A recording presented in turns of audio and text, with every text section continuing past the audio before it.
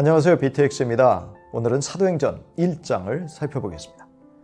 사도행전은 누가가 데오빌로 각하에게 써보냈던 누가복음의 속편입니다. 누가복음에서는 예수님의 공적인 사역의 시작부터 승천까지의 일을 기록하였고, 그 후편인 사도행전에서는 예수님 승천 후의 일들을 기록하였습니다. 기록자인 의사 누가는 사도 바울과 함께 전도 여행에 참여하였습니다. 그는 바울이 로마 감옥에 있을 때 여전히 그의 동역자들 중 한 사람이었습니다. 사도행전의 기록 연대는 주후 64년 이전으로 추정합니다.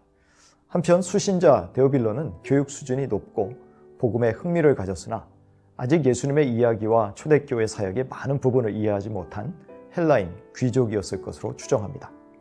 누가는 초대교회에 대한 분명한 역사적 기록을 제시하며 이방인들에게 복음을 전하는 일을 강조하고 있습니다. 또한 유대인, 헬라인, 로마인들을 상대로 예수님의 부활을 변론하고 있습니다.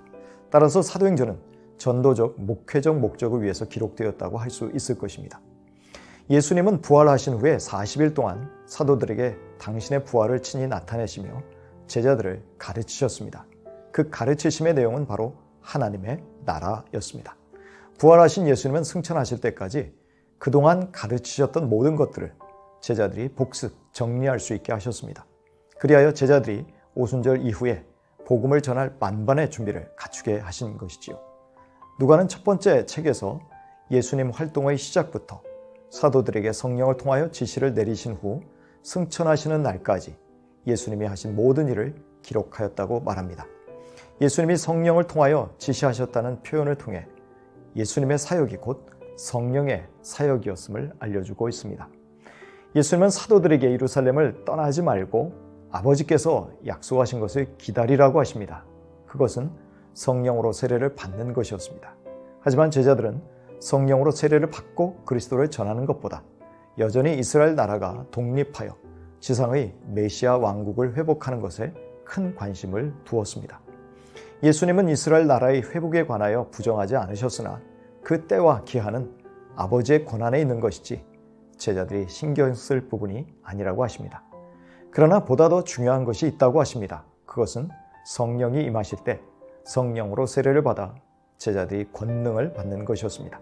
여기서의 권능은 폭발적인 능력을 가리킵니다. 제자들은 권능으로 예루살렘과 온 유대와 사마리아와 땅끝까지 이르러 예수님을 증언하는 사람이 될 것이었습니다. 그동안 예수님으로부터 훈련받았던 제자들은 마지막으로 성령으로 세례를 받고 예수님을 증거하는 자들이 되어야 했습니다. 예수 그리스도를 증거하는 자들로 준비되기 위한 마지막 퍼즐이 성령의 세례였던 것입니다. 이 말씀을 하신 후에 예수님은 하늘로 승천하셨고 흰옷 입은 두 사람이 그들 곁에서 예수님은 재림하실 것이라는 메시지를 전하였습니다. 재림하실 주님을 기다리면서 사도들 그리고 이후의 교회는 성령의 능력을 받아 그리스도를 증언하는 증인의 사명을 감당해야 했습니다.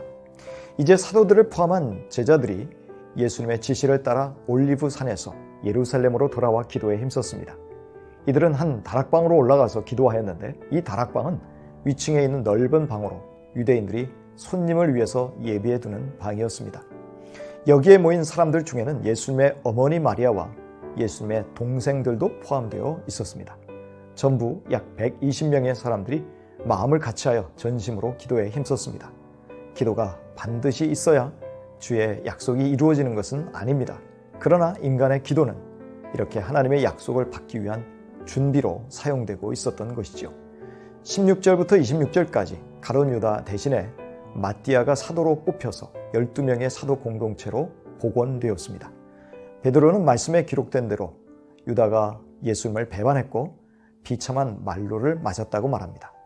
그런데 또한 성경에는 그의 직분을 타인이 취해야 한다고 기록되어 있기에 베드로는 성령의 인도와 말씀에 근거하여 이 일들을 진행하였습니다.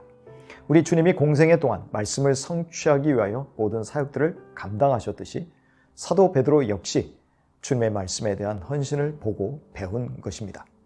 한편 가룟 유다를 대신할 사도가 될 후보는 예수님 그리고 사도들과 함께 항상 다니던 사람이어야 했습니다. 그래야만 예수님의 가르침과 행하심에 대한 증인으로 적합하며 사도들과 협력이 잘 될 수 있었기 때문입니다. 요한의 세례라는 시기를 언급하는 것은 예수님의 등장 배경을 잘 알고 있으면서 예수님의 공생애와 부활하심을 모두 증언할 수 있는 그런 사람이 사도의 자격을 갖추게 됨을 의미하였습니다. 이들은 요셉과 마띠아를 추천하고 누가 적합한지 하나님께 기도하였습니다. 하나님의 주권과 계획과 뜻이 이루어지기를 기도한 것이죠. 이렇게 기도하고 제비를 뽑아서 마띠아가 새롭게 사도로 뽑혔습니다.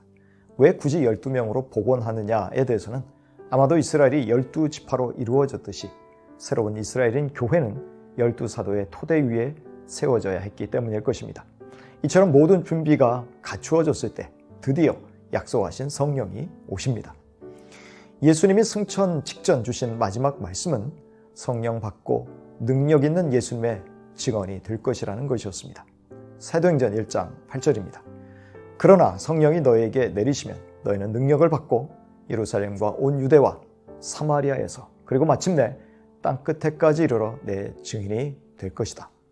우리 모두 성령 충만하여 우리가 있는 자리에서 그리스도의 증인으로 살아갈 수 있게 되기를 축복합니다.